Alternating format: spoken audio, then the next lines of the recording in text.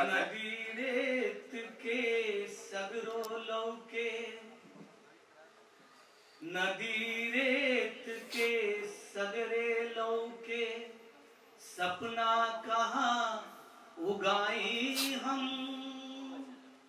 नदी रेत के सगरे लौके, सपना कहाँ उगाई हम। खेत खेत पत्थर बालू, पानी कहाँ पटाई हम। पानी कहाँ पटाई हम। नदी रेत के सगरे लौके। बंद देखा जाओ। सगरे अनरिया चांद लुकाई, सूतल हमरो भगिया। ऊपर से मनई के मन में जागल गर्भ के अगिया। सगरे अनरिया चांद लुकाई, सूतल हमरो भगिया। ऊपर से मनई के मन में जागल गर्भ के अगिया। पियवे जब आन्हर बाणे तब, अरे पियवे जब आन्हर बाणे तब, अरे केकरा पर अगराई हम। पियवे जब आन्हर बाणे तब, केकरा पर अगराई हम। और खेत खेत पत्थर बालू, पानी कहाँ पटाई हम। अरे खूल के ताली वाली बजा दो मुझे। बाहर और ही व्यवस्था बैठ रहा बात। इतना खैला हुआ लोग तब वो ताली नहीं की। आगे के बंद देखी कि लमहर लमहर बात बसब कर, भइल करे जा छोटहन।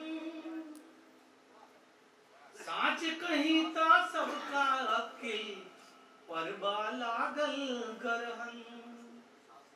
लमहर लमहर बात बसब कर, भइल करे जा छोटहन।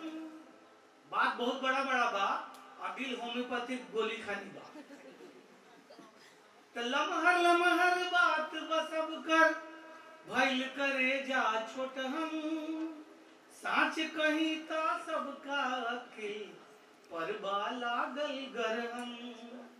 बुद्धि सब कर बिसुकल बात, बुद्धि सब कर बिसुकल बात। केकरा के समझाई हम। खेत खेत पत्थर बालू, पानी कहाँ पटाई हम। एकदम खरवीरवा भाई। बस यही नहीं, ताली बजाओ लो एकदम मेहराई। ताली तन जोर से बजाए चाहिए। ठीक है, नाश्ता कोड़े नहीं था। अरे नाश्ता भोजपुरिया ताली बजाओ लो तनी बुझाए के। हाँ गले ले गड़गड़ा ना तले भोजपुरिया ना होई तो। अभी बंद देखी विशेष रूप से सर। बात सही बाल महर मछली, छोटकी के खा जाले। असही लमहर लोग छोट के, घोटी घोट अघाले। बात सही बा लमहर मछली, ननकी के खा जाले। असही लमहर लोग छोट के, घोटी घोट अगाले।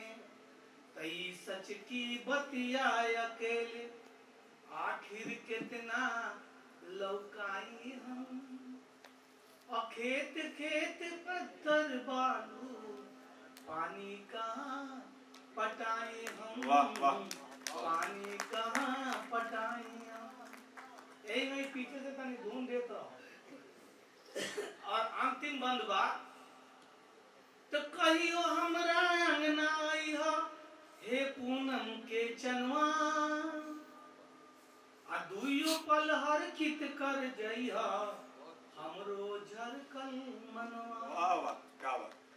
कहियो तो हमरा अंगना आइहा, पूनम के चनवा।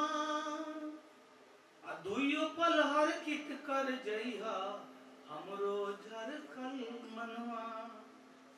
और उनका जाले फंस के, उनका जाले फांसी के कितना अपना के अझुराई हम। और खेत खेत पत्थर बालू, ताली तनी बजा दो भाई, ताली ताली हो तो एकदम खड़गवा दवाई भाई, खड़गवा ना हो पक्का।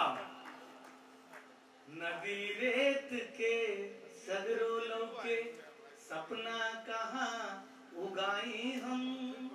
और खेत खेत पत्थर बालू पानी कहाँ पटाई हम।